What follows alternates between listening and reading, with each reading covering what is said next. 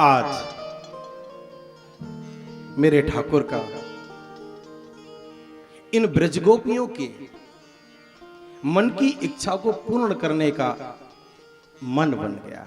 देखो भगवान वैसे अमना है, भगवान का कोई मन नहीं है। भगवान कैसे अमना, उनका मन नहीं है, दूसरों के मन के लिए कार्य कर देते हैं। अच्छा उनके पास मन और लोगों के बहुत हैं, लेकिन कभी किसी दूसरे के मन से काम नहीं चलता। अपना मन हो तब कोई काम चले।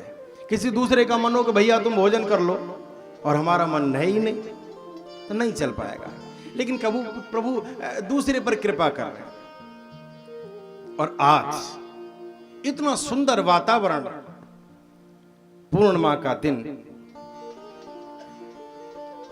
रात्रि का समय,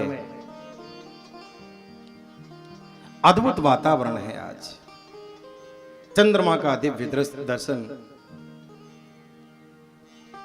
पूर्णमासी शरद की पूर्णिमा है। आज ऐसा प्रतीत होता है यमुना जी को देखकर जैसे किसी ने यमुना जी के जल पर चांदी की चादर बिछा दी हो। चारों ओर पुष्प स्वाभाविक रूप से खिल गए, जिनका समय है वो भी और जिनका समय नहीं है वो भी। ऋतु और कुरित काल गत त्याग, समस्त पुष्प एक साथ खिल उठे। बड़ा सुंदर वातावरण है।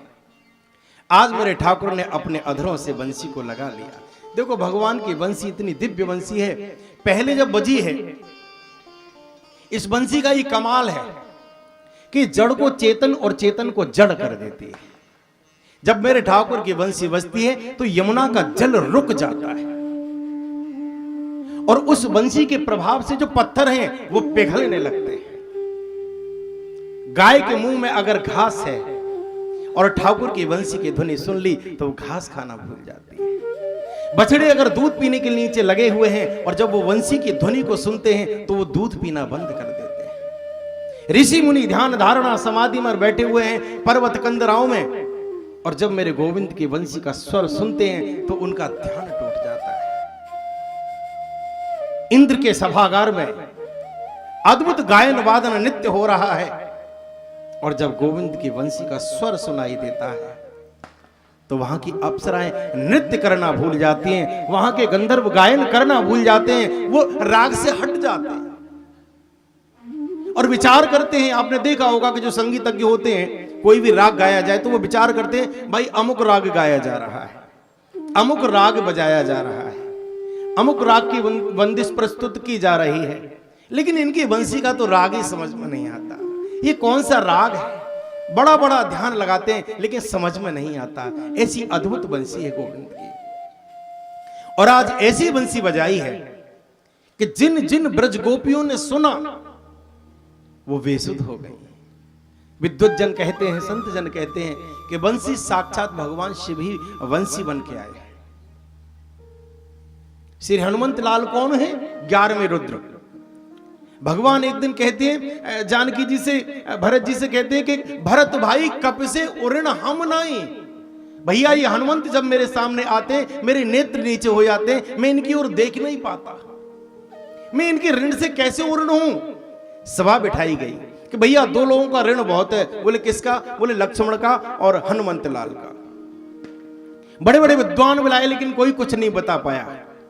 14 साल जो चरण पादुका सिंहासन पर बैठी थी, आज उनको लाया गया है और उनसे निवेदन किया गया कि क्या आप कोई रास्ता बता सकती हो। तब उन चरण पादुकाओं ने कहा कि प्रभु लक्ष्मण ने आपकी बहुत चरण सेवा की है, अगर आप इसके ऋण से उतरना चाहते हैं तो अगले अवतार में आप छोटे बने, ये बड़े बने, और आप उतनी ही इनकी सेवा करें, आप भी इनके चरणों की सेवा करें तो शायद उऋण हो सकते हो। ठीक है।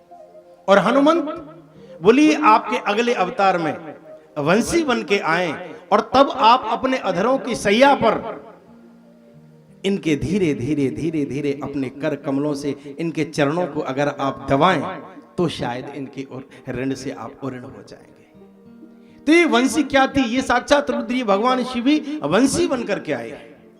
क्लीम बीज का उच्चारण होता है इसमें, स्वर फूंका जाता है इसमें, तब इसमें ये जादू है कि जिधर भी सुनाई देती है उधर बेसुध कर देती है।